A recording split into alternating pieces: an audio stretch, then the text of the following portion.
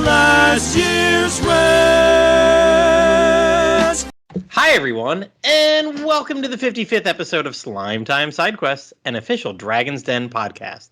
This is your host, Platty M3. As you might have noticed, this is actually our first side quest in about 120 days. We've been on a bit of a hiatus. All right, Platty. Oh, yeah. Hi, Yangus. Hold on a second. Let me just finish talking about the Hi, Yangus. Hi, Platty. Hi, Yangus. Like I said, just hold on a second. I got just like one more line to get through, and then we'll be done talking about the hiatus. Hello, Platty. Yikes. Sorry, everybody. Apparently, this is my co-host, Yangus, the legendary bandit. Hi, Yangus. Okay, look, you've said hi, Yangus, like 8 times now. We get it. Huh? What? Look, you keep saying you're talking about hi, Yangus, so I keep saying hi, Platty. It's been a whole back and forth. I mean, what else do you want me to say? Hi, Yangus. You keep hearing those words? Dude, I'm not even saying that. I'm just saying hiatus. There it is again. Technically twice more. Okay, look, I'm pushing forward. This is getting a little ridiculous now. Yeah. As Platty said, I'm Yangus, the legendary bandit, and tonight we are back after a little break to rest our vocal cords, and we're talking about something MattCraft mentioned to us recently. Yes, we're going to be talking about glory days of our youth, long before downloading games became the norm, back when we used to have to go to a Blockbuster or the local equivalent and rent games. Mm-hmm. Exactly. But since Platty and I were self-made billionaires by the time we were preteens, that's something that Platty and I did very often, or did not do very often. Oh my God, the script is changing in front of my very eyes, ladies and gentlemen. It's magic. Let me try that. Let's start from the top on that one. Exactly. But since Platty and I were self-made billionaires by the time we were preteens, that's not something that Platty and I did not very often. So instead, we've spent a considerable sum tonight renting some on-air talent. Please welcome back to Sidequest, Pendy, MattCraft, and Twinkie. Woo! Welcome back, you three. Woo! Wait. Billionaires, and you rented us. How much were we making? Sorry, I can't share. My NDA forbids it. And Twinkie can't even comment on it because his looks like his lawyer's telling him do not answer any questions. So, hey, you don't become rich by overspending. Your penny's in the mail. Don't worry, it's a nice fresh one, nice and shiny. Now then, let's see which of your thoughts that buys us some time tonight. Who should we start with? Oh, we probably should have sent them 2 cents each. Penny. Oh, wait, no, penny for your thoughts. Oh, gosh, I don't even know just a penny for your thoughts. Don't worry just about it. Just penny for thoughts. Yeah. That's way too much. Yeah. Well, since we... Twinkie's lawyers wouldn't let him talk about how much he's getting paid tonight. Maybe Twinkie himself would like to start off talking about one of his topics that he wants to talk tonight about game rentals. Twinkie, we'll start with you. All right. Growing up, I was actually very fortunate to have 2 local video game rental stores. One was actually in a grocery store and one was downtown, and I usually swap between the two, and so I was exposed to like a bunch of different games between the 2 locations. And it's also kind of what developed my taste of games to this day by playing, because back then I didn't know I wasn't in tune with gaming news at the time, so it's like, oh, this box art looks cool, I'll try that. And it exposed me to a lot of different games. Some good, some bad. Sometimes they ruin your weekend, but that's what it is. But probably the number one memory I have was back at the grocery store rental. My mom had to get something late at night. I forgot what it was. So she decided to take me. And this was a week after Ocarina of Time came out. And I was super obsessed with the game at the time. I was like reading magazine articles and just being obsessed over it. And while we were there, because they typically do because you get these little tags you pull up and bring it to the counter to rent a video or a movie or a video game. And when we were there, it's later in the day, so they were starting to put the tags and stuff back on. And I noticed that the person was putting up some new games. I'm like, oh, all right. Well, I looked over there, and sure enough, she put up a copy of Zelda Ocarina of Time. And that was probably the luckiest day of my life to this day. I mean, oh man. So I begged my mom, begged. She said, all right. And in retrospect, she probably shouldn't have because this was late at night as is. And I may have stayed up a little too late sneaking up playing the game. And yeah, I played that game a lot. I rented it on and off for a couple months, being obsessed with it between rentals and stuff like that. And this was when I was a really young kid, so I didn't know what the heck I was doing. I think it took me like a month to get to like the third dungeon. So it was, it was something else. And at the time, I was super obsessed with this game. Like I can't describe how fixated I was on this game as a kid. And my parents noticed that to no one's surprise, I'm not the most intelligent person. Everyone here knows that. So to no surprise, my math grades or my math scores at school was failing. So my parents are like, if you get those math scores up, we'll buy you a copy. And my young self, after every school, I would open up my math study sheets and I would study it. Like if I put that much effort into anything else, I would be successful in everything. But I was so focused on it that I ended up not only passing or improving my score, but I actually beat the number one kid in my class during this math competition, and I ended up being the number one kid in my class. That's how much I was serious about it. And after that, they got me the game, and that's kind of where it goes. So in a strange sense, video game rentals actually made me better at math. So nice. I thought you'd be calculating out let's see, if I rent it 7 times, this is going to take me 30 hours to beat, and 7 times over a weekend would be $2.99 each, but that's 21. There's the math I'm doing in my head about, should I rent it? Should I just buy the damn thing? Yeah. Alrighty. So that's Twinkie's early days of game rental. MattCraft, you're the reason we're here tonight. You brought this up in our chat a month or so ago. What's the first topic you want to talk about rental wise? Well, we had a Blockbuster in my town back in the day. So to this lovely little place called Video Warehouse. Hey, guess what? So did I. All right, on a Pendy. All right, back to your Blockbuster story, MattCraft. Go ahead. But way back in the day, when I was but a little baby, my Meemaw, who I love forever, was a regional manager at the Kmart. Technically, that was her title, but what she did until she settled down into my hometown and took over the Kmart there as the regional manager was she traveled around the U.S. opening Kmarts everywhere. So as I was growing up, as long as I did my schoolwork and was a good little babby, little Matt got whatever he wanted within reason. So when the PlayStation came out at Christmas time, I think it was maybe a year after it came out, gave it time to get a couple games out because, I didn't really pay that much attention to it. I had a GamePro subscription, but I was obsessed with Sega and Super Nintendo. I got a giant ass box, and it had everything that a kid could want for the PlayStation.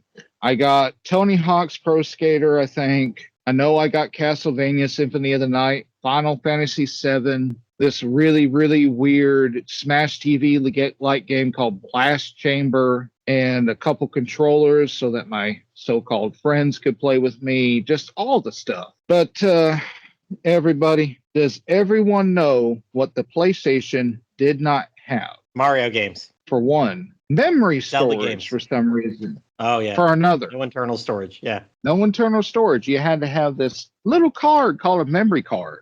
Funny thing is, she got me a PS2 as well, and she also forgot to get me a memory card for that. Oh. That's another story. So I have 5 or 6 games for the PlayStation and no way to save the game. And Meemaw kind of understood. So she's like, because I'm crying my eyes out. I'm like, I can't save my progress, like a baby. So we went to the Video Warehouse, where I went all the time, honestly. I've rented all kinds of crap, but the reason why it's so memorable is because for some reason, and she picked it out, mind you, my Meemaw rented me Earthbound, something I never heard of, something I never played, and Video Warehouse gave you everything it had to come with it. I got the player's guide and the freaking whatever you call it, the instruction manual, just the whole shebang. Uh-huh. And I think I also rented one of the Mario titles, probably Super Mario All-Stars, just for the sake of it. But my first real memory of really renting a game was Earthbound. because I literally could not stop playing it. A couple days after Christmas, Mima came home with a couple PlayStation memory cards. She thought I'd be happy as hell. Instead, I'm sitting there going, no, I'm in Foresight. I can't do nothing. I gotta get out of Foresight. I gotta find this monkey machine. And I rented that game for 3 weeks because, I was a baby, and it takes a while for a baby to play a game as complex as Earthbound. So I'm sitting there in front of one of those classic super big TVs from back in the day that has the wood veneer around it. And she's sitting on the couch in the back. I'm sitting in the front, just enraptured by it. She doesn't understand the final boss fight. She thinks it looks super weird. Thank God she does. She didn't realize what it really looked like. Gygus was weird, if y'all remember. And I beat the crap out of it. And then I finally started playing Castlevania Symphony of the Night after I finally watched the credits for that game. But my first real rental was Earthbound. Like, it's the only game I ever rented more than once. Everything else I just killed, or I didn't even bother playing it. Otherwise than that, renting was a good way to play the classics that you really did not want to buy. Beyond Earthbound, I found out about Shining Force, Phantasy Star, Final Fantasy, Lufia. It's thanks to the video warehouses and kind of blockbusters that we really could have played the games that our parents would have never bought us back then. Can you think about going to mom and dad saying, hey, I want Final Fantasy VI. It's $120. Can you do it? And then parents say, nope, go to Blockbuster. And that's all I got for that. Although if I'm going to say if you're going to rent a game now, I don't even think you really can anymore. Honestly, Redbox kind of has them. But I recommend indie games. Go with Hades. Go with Kudzu. Go with the super obscure stuff that's a couple bucks, and it'll last you just as long as Earthbound. Well, I wasn't going to go there this quickly. But since you mentioned Hades, I'll jump in and do one of my three right now before we get to Pendy. Everybody knows the game Hades, or at least have heard of it, seen some video of it or something. What is it? Game of the Year at awards things for a while. I had a buddy at RP Gamer I went out to lunch with, I want to say about a year and a half ago, hand me a copy to borrow for a while. And I realized he said he had a copy. I was like, oh, yay. And then we get home and I'm like, PS4. I'm like, oh, this is not a game I want to sit and play on the PS4. And I was like, I'll try it on. I'll get it on sale eventually for Switch. And then a light bulb went off. I have started renting games from the local library, something I didn't even imagine was possible. I've got a great coworker on RP Gamer. Name is Sam. She's a children's librarian up in Canada. And shout out to her because I must have seen her post on our RP Gamer Discord a dozen, 2 dozen, 3 dozen times about, and heard her on podcasts talk about borrowing games from the library and how she's in charge of purchasing games for her library that she works at and everything. And I was like, finally, it just like clicked in my head, like, oh, maybe we have games at our local library. Turns out not in the city or the adjacent city next door, but here we get in Florida, your library is usually run by the county. So there's like 8 or 9 different libraries in our county. And sure enough, 2 of them 15, 20 miles away have Switch games and PS4 games. And I think may even have may even have some 3DS. And I know they got Switch, they got PS4. I want to say I've seen even some Wii U games, which I still don't believe that console exists, but apparently our local library does. And they have some. Because it's funny typing in games like the search engine's ridiculous. I type in Nintendo Switch, like there's no good filter to find games. So I'm just going through pages upon stuff all the time. But I did borrow. Is your local library run by Eel by chance? Because we know he loves the Wii U, and he's the only one that ever really talks about it. Are we sure it's not actually run by him? He might have been involved with purchasing some games for it 75 years ago. He's secretly on the library board. He drives. Somebody's got it. You know, it's a public institution. Somebody's probably on a board somewhere that makes these decisions. Yeah, but yeah, he's part of the Video Game Library Rental Association for all libraries across the U.S. I'm sure I could do something with an acronym with that. That'd be fun. But yeah, I mean, I can go online. I can say, hey, I want to rent this from this library. Send it to the one 2 miles up the road from me. And yeah, usually about 3 days later, I'll get an email. Hey, it's ready. So honestly, I think I did it like for Hades about a year ago, and then kind of forgot for a while. And then recently, I've started doing it more, mainly for my son. We got Mario Wonder, rented that twice. And finally, he decided he wanted to spend some of his Christmas money on it. So he bought Wonder. We rented, what was the last 2D Mario game for the Wii U? Was that like New Super Mario New Super Mario Brothers U? Yeah, okay, so that one.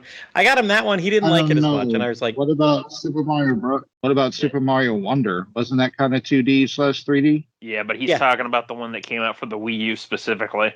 Yeah, I already mentioned Wonder. We did that one a couple weeks. And then finally, my son wanted to buy it, so he just used his Christmas money on buying it after renting it a couple times. But yeah, we did the New Super Mario Bros. U Deluxe because that's what's on the Switch. And he wasn't enthralled with that. And I think it was because it was like he had just gotten Wonder in the mail from Amazon like the day before. And he was like, I'm not going back to that. I'm too busy wondering. But I got Super Mario RPG, and with the length of that game, beat it in a week. I had the week rental. What's funny, because I asked my friend Sam, she's like, oh, no, we do 3-week rentals up in Toronto. I'm like, what? We get 1 week, and almost all of them are either reserved. There's usually a waiting list. It's not very long. There's not a lot of people. Like, I'll put in, and I'll usually get it in a week or two. But I think only once out of all the games I've rented there, probably 6, 7, 8 games, only once was I able to actually renew one time because they're all, there's a short waiting list on everything. But yeah, we only get it for a week, and there's huge stickers on the box when you get it. There's a huge sticker. It's like, this item incurs a 99-cent per day late fee. So, oh wow, and they're like, yeah, they're like serious. Blockbuster back in the day. They're like, no, man, you can have it for 7 days, but return it or owe us a lot of money. Yeah. So it's been fun. Like I really haven't rented many games. I'll talk a little bit later, but I mean, honestly, trying to think back in my youth, actually renting games. I think there was one, and then I got another story from like 7 or 8 years ago. But yeah, it's been fun borrowing games from the library and kind of getting that. We rented movies from Blockbuster all the time, so it's kind of fun getting back into like that kind of mindset. And I keep telling my son, I'm like, you want me to put us down for Princess Peach or this or that? And he's too busy wondering right now and being addicted to Roblox. This is a random little side thing real quick, but the other day when I was at work, there was a kid that came in with his dad, and he was just kind of chilling out. And he brought his Switch in with him while I'm listening to it, because I'm like, because I'm admittedly, I'm just like, I wonder what he's playing whenever I see somebody have the Switch, and he's playing the volume at full blast, so it's not like it's like subtle either. So I get up like towards the front or wherever the kid was at, and I'm listening, and I start hearing some familiar music, and then I all of a sudden hear the thing go Wonder, like it does in Mario Wonder, and I'm like, oh, it's playing Mario. Well, it was funny. I told one of the people I was working with, I'm like, oh, well, yeah, he must be in this part of the game. He's like, how did you know that just from listening? I'm like, I don't know. I listened to the music, I heard the sound effects, and it's like, put 2 and 2 together. So there are plenty of kids out there wondering right now. So your son is not alone on his wondering. He told me recently that he has done everything he wanted to do in the game. Oh, is he beating it? Oh yeah, I mean he beat it not the first time we rented it, but him and his brother teamed up a lot on the double. That was another thing, I think, making them do that a lot in December. I was like, listen, like you're done with electronics for the day, unless you're going to play the Switch with your brother. So they did a lot of the 2-player. Okay. I did a few boards with them as the second player, and now that we own it, I got to put it in and try to give it a go properly. But yeah, what am I thinking of? Yeah, he beat it during the second rental, but he still was like, I'll spend $55 of my Christmas money on that because he really wanted to. Oh no, it wasn't his Christmas money. He had a big Hot Wheels set that we bought years ago, and he had used his he had birthday or something money, and we bought it for $55 because he had seen it online, and he's even like, oh, it costs $120. I was like, dude, stuff like that's on Facebook Marketplace. Look on Facebook Marketplace. Sure enough, $50. Bought it, had it for 2 years, doesn't play with it anymore. And this is like a Hot Wheels set, I don't know, 5 feet wide and like 3 feet. It's a massive thing, just sitting in the kids' bedrooms. And we put it in Facebook Marketplace and got $60 for it. So that's what he used for his Mario Wonder. So there you go. Tried to explain to him, like, listen, man, some stuff like Hot Wheels and Legos and sometimes video games, they can go up in value. Yep. So, but yes, I can't remember. He went through the whole list of everything that he's done in the game, and might have only not gotten. Is it all the blue coins, or there's some coins that are a lot of them, right? There's purple coins you can keep collecting to buy like badges and stuff like that. It's not really something that you need to like beat the game, but I know there's oh gosh, it's been a while since I've played it, so admittedly I don't remember all the details, but I know there is something like if you beat stages, you want to like collect like the 2 or 3 of the special like big coins or something that's in the stages. Yeah, he said he got all those, but yeah, he went through a list the other day, and I my eyes kind of glazed over after about the second minute. I'm like, yep, you got that, and oh yeah, you got all that, and oh you got all that, and I was like, woo-doo-doo-doo-doo. Yeah, there's some tricky stuff in that game. Like even playing it just last year, like I mean, I've been playing Mario for a long time, but there was some stuff that like I totally would not have thought to go and look and check in certain places until I looked at like the little checklist that the game gives you, and it's like, oh my gosh, I missed something there. What? You go back to it, and you're like, holy crap, that was hidden super well. So yeah, that's good though. If your son was finding all that stuff on his own and figuring that out. Oh, and he sits and watches YouTube videos about walkthroughs and everything. So okay, never mind then. I'm sorry, I take back what I said. No, although I mean, I'm sure he did some of that, but yeah, he. No, I'm just kidding. I think it was Pokemon Arceus that taught him to use the because he I remember when he was playing Arceus a couple years ago, he was like, how do you use YouTube to find stuff? And once that happened, it was he knew. But he's going for it. All right, Pendy, you got a few things on here, so we might as well get you going tonight and talk about your first one. Yes. So I was able to rent video games back in the day when I was growing up. Between me and my brother, started out with NES games and Super Nintendo games, eventually into N64 games and PlayStation games. Just many years of doing that. We had a local store, like a regional store called Video King, that we went to very often when I was growing up. And then later on, Blockbuster kind of took over, and we went to those. The video game, I remember a perfect weekend when I was a kid was right within a block radius.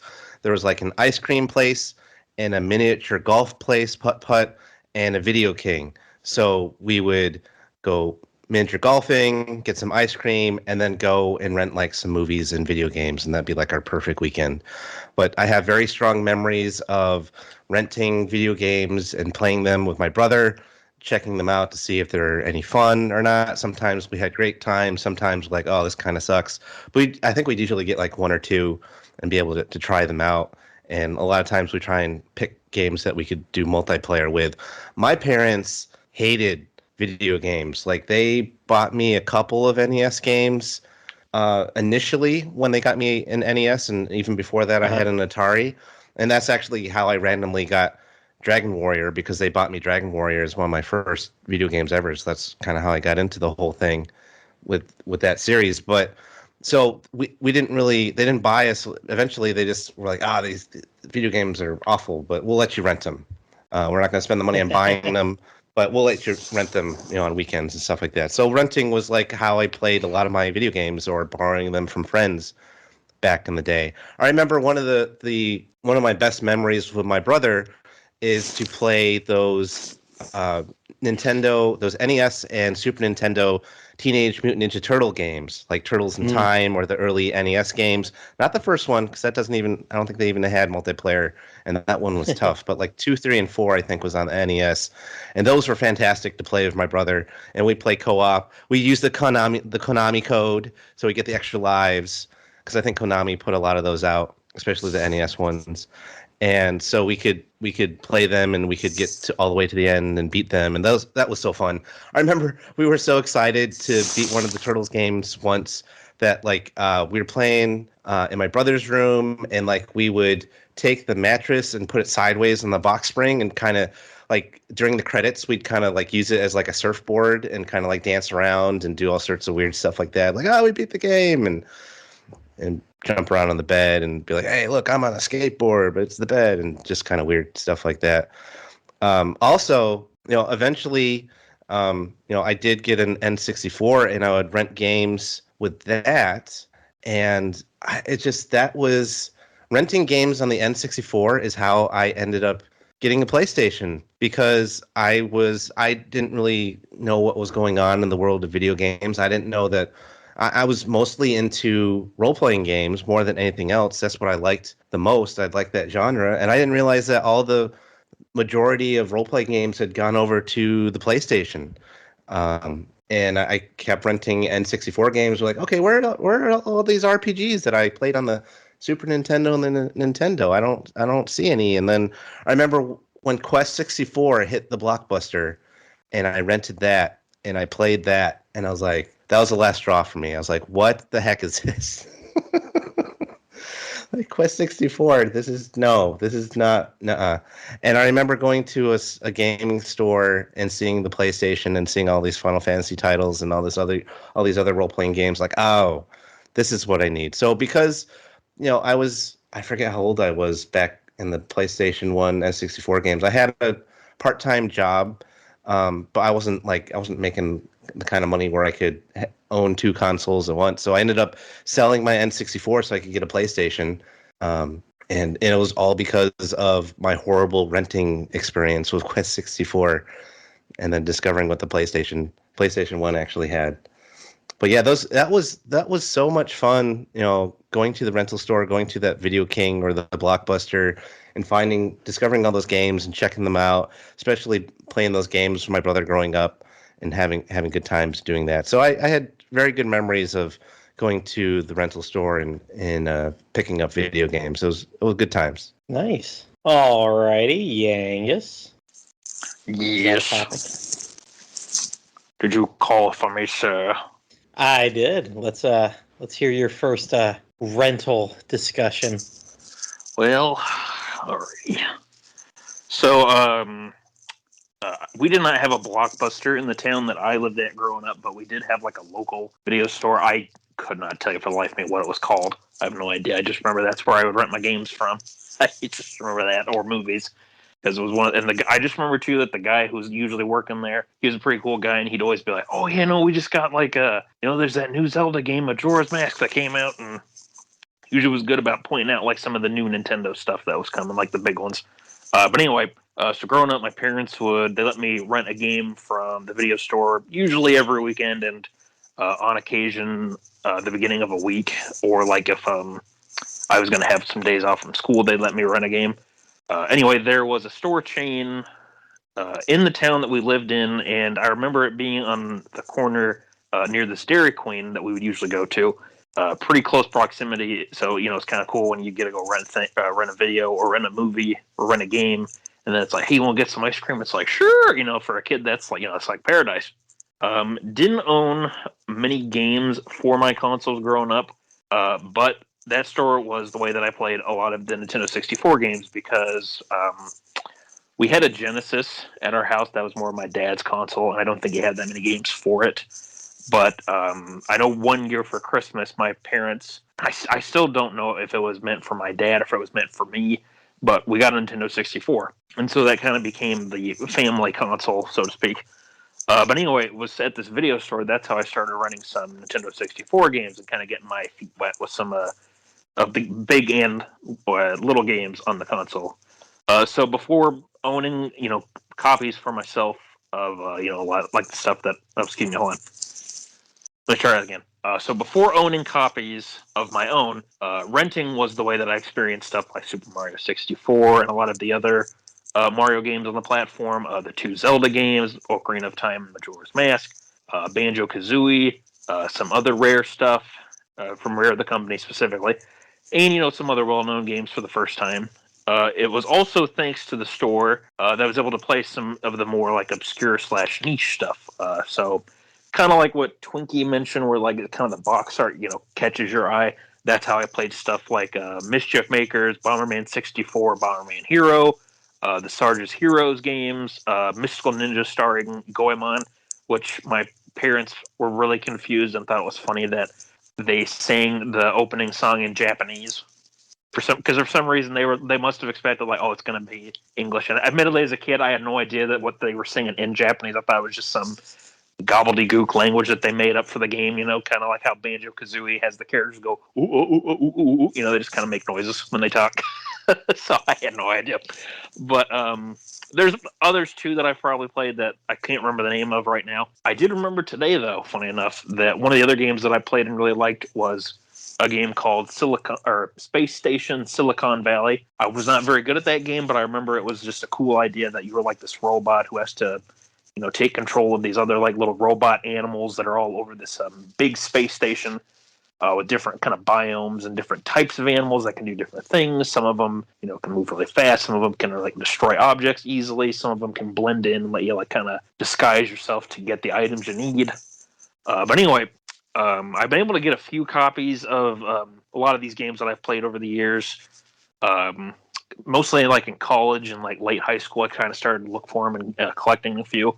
But there's a few that unfortunately cost a lot of money. Like, I really hope Mischief Makers gets a digital release on the Nintendo Switch eShop thingy, the Nintendo 64 app, because, boy, prices for that game they are not cheap.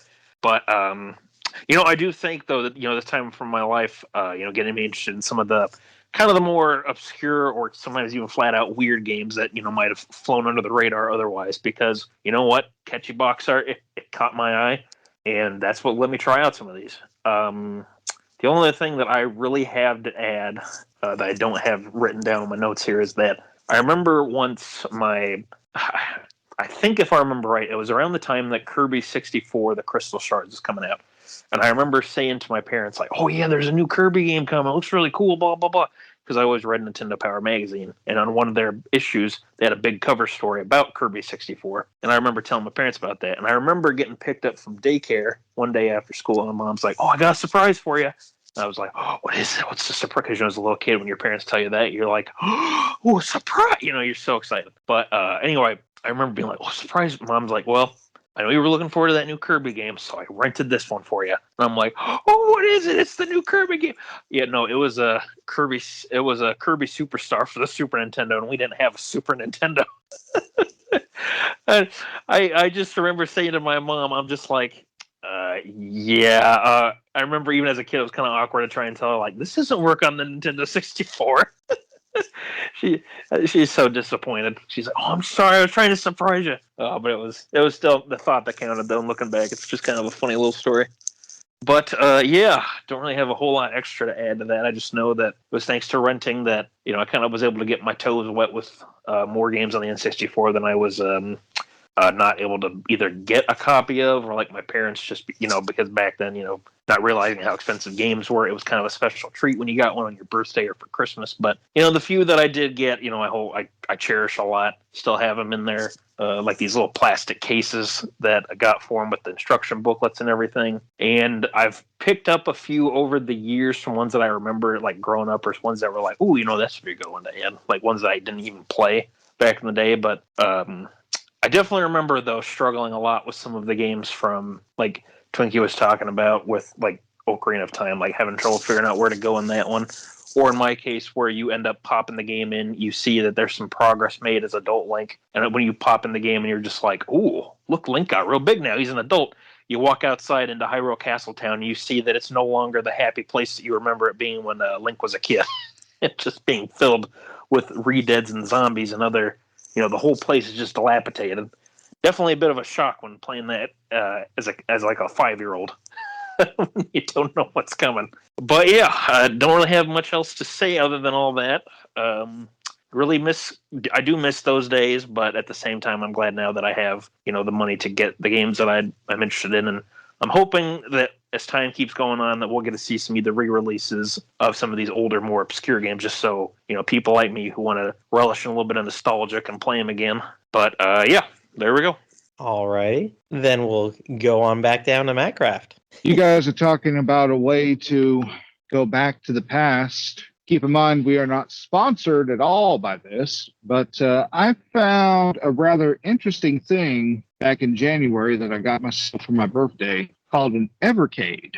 Basically, it is an old school cartridge-based, crazy-ass little machine that has about 50 or 60 cartridges by now. And you get to go back on your nostalgia. Sadly, the only real caveat is that you can't go for Nintendo and Sega because for some reason they can't get licensing for it, obviously. But if you like anything from, let's see, let me do a quick Google right quick, and I'll explain how it came about. The Evercade came out a few years, a bunch of people in the Brits, known as Blaze Entertainment, they wanted to bring out a retro game console. And the Evercade opened that up. They got some money, talked to some more influential people, such as Namco, Jaleco, Irem. Irem did R-Type, by the way. Y'all should know R-Type. And they brought out the Evercade with about 10 cartridges. Museum, Atari Museum, Lynx, Data East. One of their biggest licensees is Pico Interactive, a larger retro company that picks up a bunch of stuff. And I heard a beat where I apparently dropped off. Where did I drop off at? No, you've been going the whole time.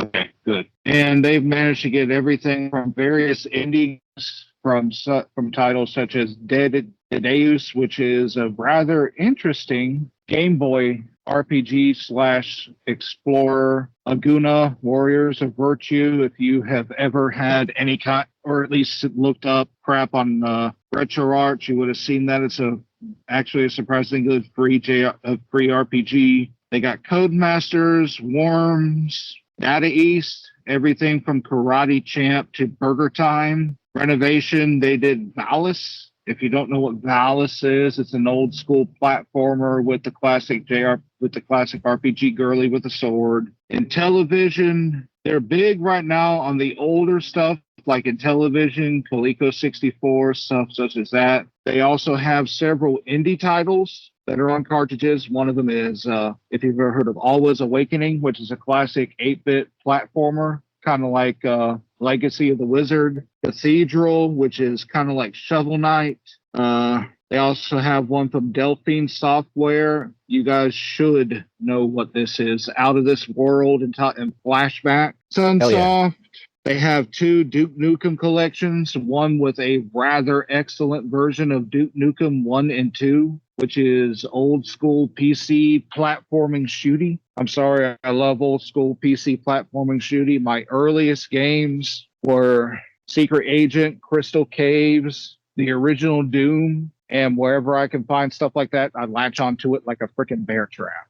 They actually recently just got a pretty big license, and they are bringing out games by Crystal Dynamics, starting off with Tomb Raider 1 through 3. So if you want a more legitimate way to play old school arcade games, platformers, stuff like that, look up an Evercade. I definitely enjoy it. The Evercade, they have a couple out right now. They have the Super Pocket, which has preloaded games from Capcom ranging from 1943 to Street Fighter II Hyper Edition to the Taito. They have a Taito one, which has Puzzle Bobble and all kinds of other stuff. The Evercade EXP, which is now a legacy console. So if you find it, grab it. It has even more Capcom games. The 2 that branch out to me is the old school, lovable, oh my God, Breath of Fire and Mega Man X, which I'm sure everyone has super fond memories of. Get that Sigma.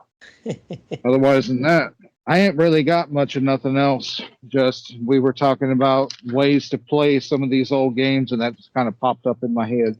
No problem. We can take a side quest from our side quest. All right, so I'll get us back into rentals and talk about the last game I ever paid to rent. I'm kind of going in reverse order here through all my stuff tonight. Talked about going to the library in the past year and a half. But rewind 8 years, and it's almost like 8 years right about now, because just my son had a birthday a couple weeks ago, and this happened right before he was born. I'd gotten the PS4, played through Dragon Quest Heroes, when I got it. Moved into this house. I remember that was like right away when I bought it and got it. But I played around the PS4. Once I beat that, I was like, oh, what else is there to do on the PS4? And I realized they had this service where you could rent games, and they streamed, and I think they were all PS3 games. It was like a PS3 rental on the PS4. Not 100% sure if that was the name of it, or I don't even know if it's still going on. But the games you rented, you had to stream. It was a streaming only service. And I was like, geez, I need to get my PS4 out of the living room where I've had it for the past 6 months and like put it in the bedroom. I need to like physically plug this into my internet. Like we have decent internet speed, but I'm not going to trust Wi-Fi and going through walls to that. So moved the PS4 in, plugged it directly into the router and everything. And I want to say it was exactly 30 days before my son ended up being born that I paid like, I don't know, $22.99 or something like that for like a 90-day rental of Rune Factory Tides of Destiny. Rune Factory is something I absolutely loved on the 3DS. Never really thought, I mean, I guess I kind of knew that they had ones on the Nintendo Switch, but never really played much on my Switch that wasn't just like super old motion control bowling and everything. And of course, Dragon Quest Swords, loved that. But I was like, oh, look at this. I missed this game on the Switch. I play it on my PS4, streaming through PS3 kind of days and whatever. So played through it. I got about 30 hours in 30 days. Absolutely love this game. I've gone back since, and I bought the Rune Factory. I can't remember what it was, the first one for the Wii, and have really not enjoyed that. I tried playing it for quite a bit, and just, I don't know if it's the motion controls or whatever. Oh, it's the Rooney system that I can't stand, the first one that came out on the Wii. So loved this one, though. The Rune Factory Tides of Destiny. You're on an island. You're like in the middle of the ocean. You're really isolated. You're getting to know the people there. You're doing stuff like you do in any old Harvest Moon Rune Factory game. But then you start venturing out. You get boats, I think, at first, and eventually you're riding around on your own freaking like traveling island. It's a big old golem type thing that's just, marching through the seas as one does on top of this thing that must be, thousands of feet tall. And at points you could just walk around and tell the this thing to just reach down, and it just reaches down and pulls up islands from under the sea, and you can go and battle things on it and whatever. But it does have almost like Zelda-like. There's different temples that you got to go through with tricks to them normally and beat them. I did not get all the way through. I made it about, like I said, about 30 hours into the game, about 30 days into the rental, and my littlest one was born. And having a little baby and a 2-year-old at the same time, it was too much. This is where I mentioned this before, this is when I started playing the Bravely Default games on my 3DS. That would become my normal, like 2 to 4 a.m. sitting up with my son, rocking him back to sleep, and then being stuck on the rocking chair with a sleeping baby. And I can't move. And I'm wide awake, so might as well just keep sitting here and playing more Bravely Default. So, yeah, I just remember in the back of my head thinking about this game for months and like, oh, my 90-day rental is going to waste. I should have paid $6.99 for the 30-day rental. And I've never been able to go back to this because, unfortunately, the first Frontier, I believe, Rune Factory Frontier on the Wii, you can use a classic controller, and it just plays just fine. Tides of Destiny on the Wii, you got to do all motion controls. They, I guess, didn't exactly buy into the Wii's whole motion control the first time. Was like, play it how you want it. Turn that thing sideways and just play it like an NES Harvest Moon or whatever. Nope, Tides of Destiny, from everything I read, it's very motion control. And I'm like, I don't want to do that. And still to this day, it's not been released on anything else. I'm like, come on, man, put it on PS4, like legit. I just want to buy it, put it on anything else. Where's my Switch port? We got other Rune Factories that have been re-released throughout the years. I think I've reviewed 3 and 4 in the past few years on the Switch. 5 came out for the Switch. We got a couple more coming out in the near future. But yeah, gosh, I would love to have Tides of Destiny again. That game The exploration was pretty good, and the battling was excellent, and something about there was a unique way that you'd go about planting. I think you collected animals or trained animals or the monsters, and they would plant different stuff for you. You'd travel around to the different islands, and you go harvest everything. But I want to say I got through 2 of the 4 big places, and just I remember I was rereading through a Reddit post about all the best things about this game, and I'm like, oh my god, I remember that. Oh my god, I remember that. The rich people, the maid, running a store, talking to the person running the store a lot. People that came, and I mean, all this is stuff that happens in a lot of rune factories and whatever. People that would visit only on Tuesdays, or the store that was only open on Wednesdays, and stuff like that. But I just really enjoyed this game. It was, to me, my personal memories, it was as good as Rune Factory 3 or 4 or 2. The only one is that Frontier one for the Wii that I just kind of bounced off of after about 10 hours. I'm like, this world feels empty. I don't like the people that are here. And there aren't very many of them. But that was the last game I ever rented all those years ago for my, I believe, really want to say $22.99. It's a lot of money to frickin' rent a game and never play it for 2/3 of my rental period. I know you were talking about 2 different subjects, but I'm just imagining you with your baby years ago trying to play a motion control game. Whack, whack, whack. Ah! Dragon Quest Swords. Swing the baby around. Yeah, with Dragon Quest Swords. I got you, Slime. Oh, that's my kid. That's not the controller. That is a game that I always thought I'd show the kids how to play, and we have a Wii plugged in right now, and I still have never played with my kids. Age 10 and 8 Swords. I don't know why. I really loved it back in the day, but I feel like it's almost like a learning curve that I don't want to turn that game on again ever.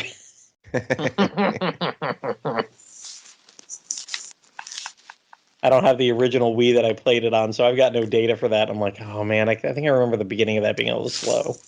Ooh. And do I want to just walk around just whacking only slimes for a while? No, I want to be in the heart of it. All right, so let's get back up to Pendy. So I'm just going a little bit off topic here.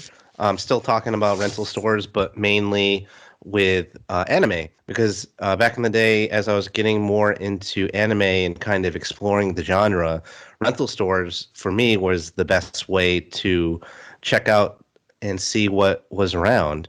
Especially this one local rental store. I don't think it was part of a chain or anything like that. It was just a local business. And at the time, I was going to technical school, or we just call it tech school in the military. Basically, when I joined the Air Force, and it was the phase of that training where I was learning how to do my job. And I was at Keesler Air Force Base in Mississippi. And so I would go to that local store, and I'd just pick up random anime, be like, oh, this looks cool. I'll try this. And I remember I got into some series like Trigun and some other classic series that they had at that store. And then there were some other movies, like I think like Wicked City, where I'd rent and be like, what was that? And I was learned real quick about how like just weird anime can get too. And really out there and really gory and really like, whoa, okay, that was a little much. But yeah, it was interesting just picking up random anime series and movies and checking them out from rental stores. That was fun. And then another thing I wanted to bring up here was in the Midwest, because I lived in Wisconsin for a couple of years before I joined the military. There was I think it was mostly Midwestern, Family Video, which was one of the video game chains, or not video game chains, one of the rental store chains that was out there. And I always thought it was hilarious that they were the rental store chain that had family in the name, but yet they're the only one that I can think of that's, at least as far as chain stores go for rentals, that they had like a little hidden, back room where they had pornography. So I was like, oh, that's the family section of Family Video. I see. Yeah, family fun for everyone. This is how you were made. Yeah, I thought that was hilarious because, Blockbuster obviously didn't have that. I don't think any of the chains, rental store chains back east where I lived in New York had that. But yeah, I go out to the friendly Midwest and go to Family Video. I'm like, oh, hey, look, here's the secret section. So I thought that was fun. That was funny. Well, I think nobody other than you or me, Pendy, has a third topic to talk about. Twinkie and Yangus or MattCraft, speak up now or forever hold your rental peace. All right, I will continue my backwards slide and finally getting to talk about Blockbuster because I've completely done this in the wrong order tonight. But we'd rent movies from Blockbuster all the time as a kid. I remember being sent to do it. I did summer school every year because I was in a special math and science program. I went to a magnet school in my county to do a lot of math and tech and computer programming and everything. And the problem with that was there were so many courses required for that program, like you literally couldn't graduate high school. You couldn't get all your prerequisites. So we all had to go to summer school, at least like 1 or 2 summers. And then I got on the school newspaper and I wanted to do newspaper. So that required like another year of summer school just so I could get other stuff like U.S. history out of the way. And it was a U.S. history class that I remember the teacher literally, because we would do it to get a whole year done in 8 weeks over the summer. Class was like 8 to noon every day. You go 4 days a week, 8 to noon, 16 hours a week for 8 weeks. And that was good for an entire year credit. But this guy was he didn't care to be there in the summer. And he's basically like, listen, there's like 8 units in this book. I'm going to give you the pretest every Monday. Go ahead, bubble in all the right answers. You've got 10 hours to do it. And on Wednesday at 10 a.m., like halfway through Wednesday, you can use that as your notes and take the test. So you'd sit there like pretty much all day Monday trying to just turn through the pages and bubble in all these answers with a group of people. Tuesday usually just brought a book and did whatever. Wednesday he'd hand you the test. You'd usually be done by the end of Wednesday. And Thursday he would just slip kids money and be like, here's $5, go get us a couple movies. Or he'd hand people money on Wednesday to get movies for Thursday. And like we watched everything. We were watching Hellraisers and whatever in summer school. But I think that was also the summer that I actually I think he had given me money one time and I went and he was always like, oh, keep the change. And whoever took the money, I actually rented Super Nintendo Super Bowling. Like literally the only Super Nintendo game I ever in my life rented.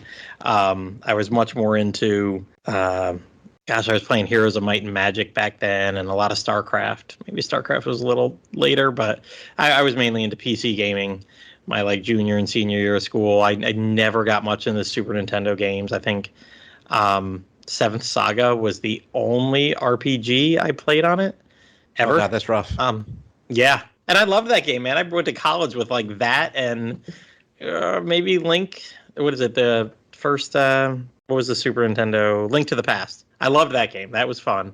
The only Zelda game that I really have any memory of going all the way through and beating. But like that and Seventh Saga, I think was pretty much it.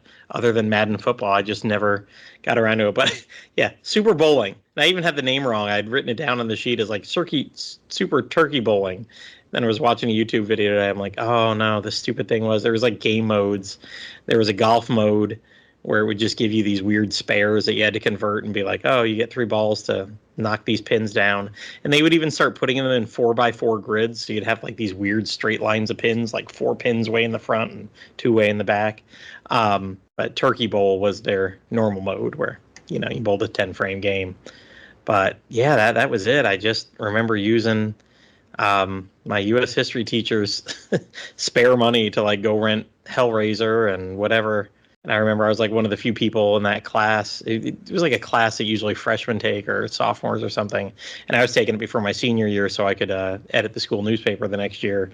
So I was like one of the few kids that drove myself there. And I was 17, so I could rent rated R movies at Blockbuster. So like every other week it was me. I was like, oh, I'll take the money and go rent something at Blockbuster.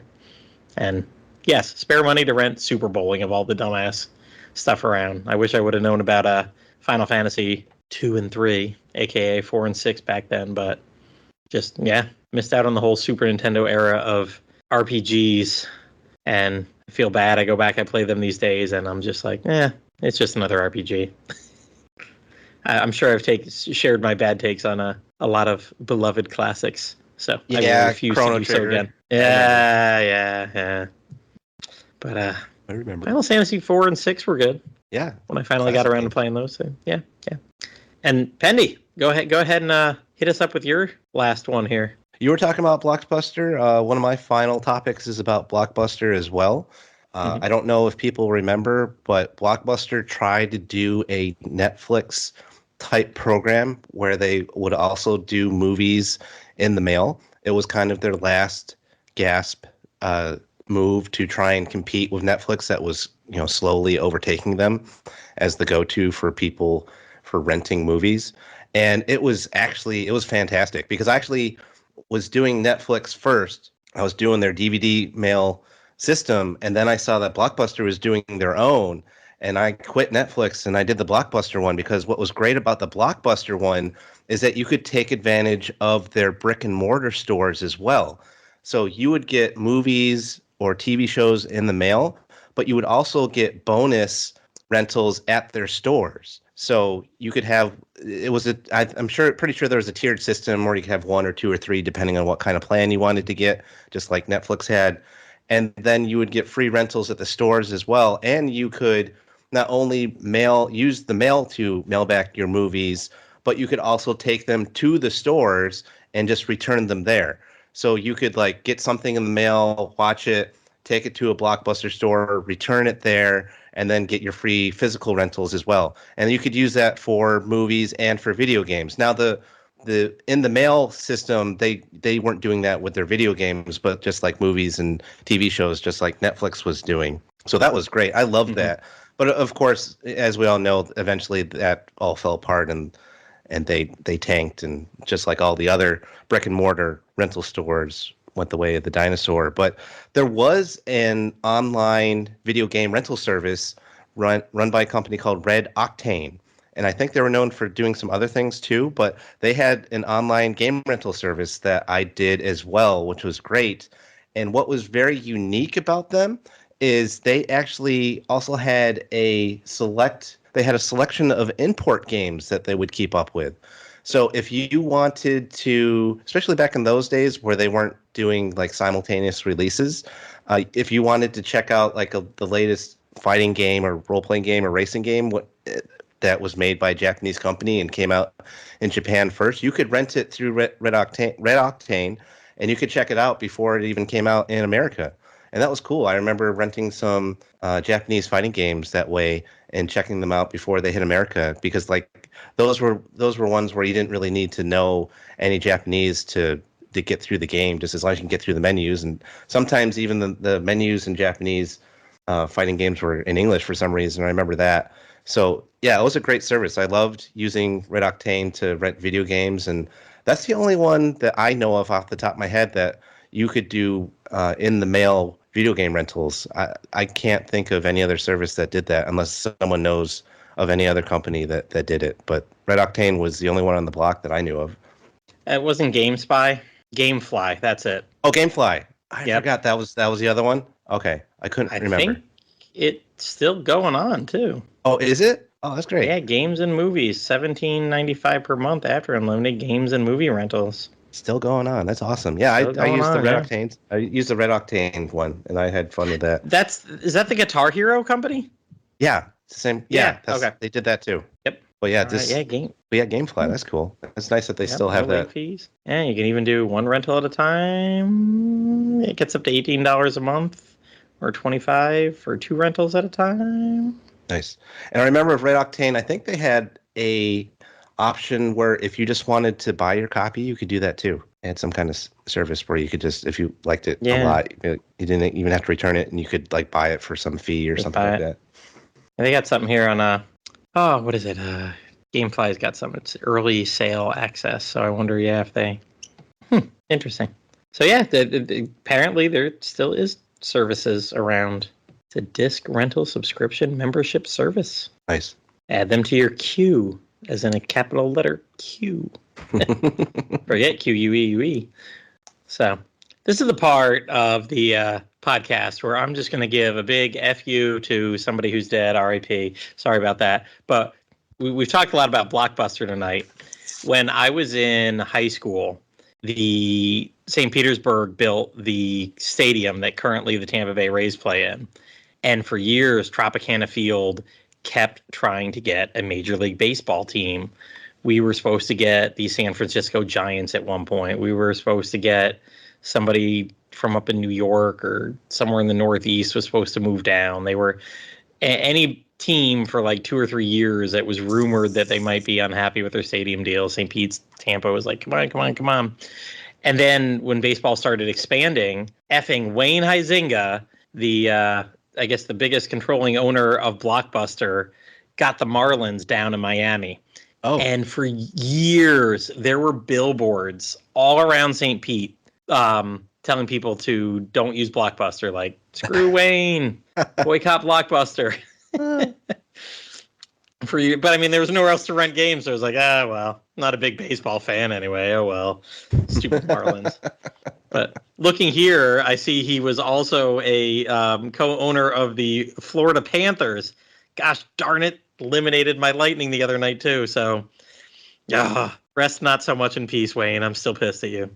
Kind of, not really. Florida man owned Blockbuster. That's funny. Yep.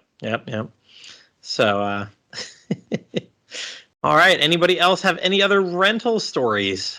All right. Well, in that case, I can say that's it for this rental Slime Time side quest. Wait, I got one. Oh, MattCraft, you made it. All right. What do you want to talk about? Well, so back in the day, Video Warehouse, because even Blockbuster did not have this. I broke my arm. I was playing around in the backyard of my apartment back in the day. Mm-hmm. Broke 2 bones in my arm. It was horrible. They had to set it, do minor surgery, and I was groggy as hell a couple days after Mom picked me up. She took me to Video Warehouse, told me to pick up a couple games.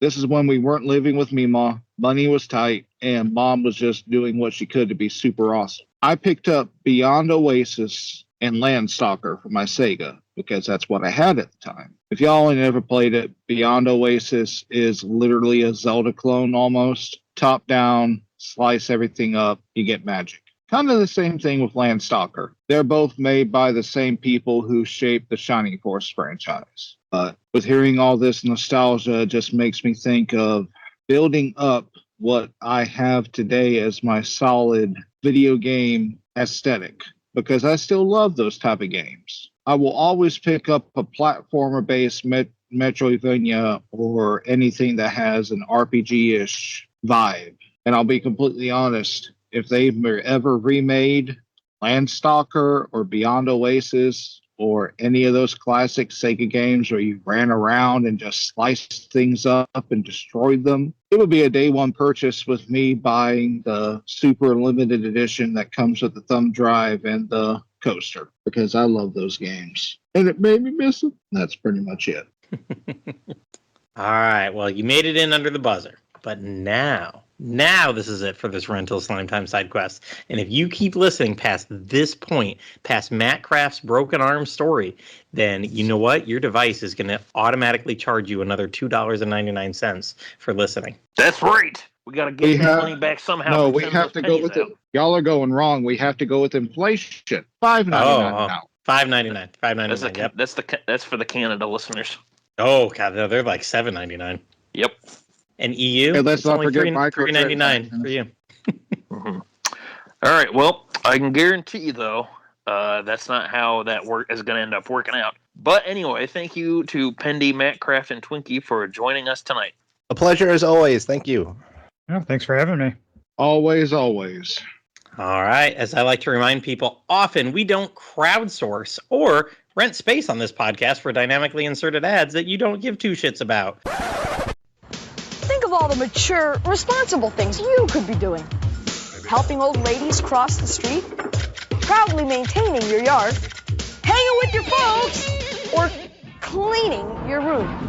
But get real. You'd rather be playing video games. You can rent them from Blockbuster. They've got more of the coolest new Nintendo, Super Nintendo, and Sega Genesis games for rent than anyone in the world. So dudes, why not get your games at Blockbuster? It's the mature thing to do. We're all grown-ass adults that like to talk about video games and rentals and other topics we enjoy and don't feel a need to take a dime of your money to do so. If you'd really like to contribute to some DQ fandom, feel free to slide on over the Dragon's Den website, donate some money to Woodus, who's paid to keep those lights on for decades now, or use one of his affiliate links, buy Infinity Strash, buy Dragon Quest Monsters, The Dark Prince, or quite literally anything else over there on Amazon. Bye, everyone.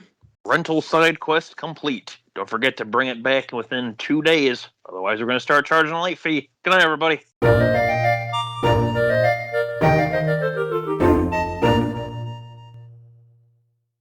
This is Gertrude for Slime Time, reminding you all that you must complete your adventure.